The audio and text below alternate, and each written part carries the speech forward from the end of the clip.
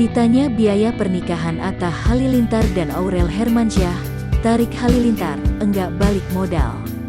YouTuber Tarik Halilintar menjadi tamu dalam kanal YouTube Feni Rose.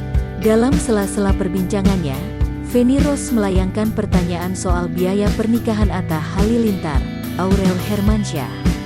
Tarik pun diam sejenak dan langsung menjawabnya.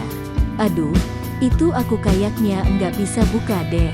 Enggak balik modal," kata Tarik dikutip Kompas.com, Senin, tanggal 19 April tahun 2021. "Tapi kan itu bukan untuk balik modal," ucapnya kemudian. Ditanya soal biaya yang paling besar dalam pernikahan tersebut, Tarik menyebut gedung dan dekorasi. "Gedung, lumayan gede biayanya, makan justru enggak," ujar Tarik. "Dekor gede loh, souvenir juga lumayan mahal," tambah Tarik.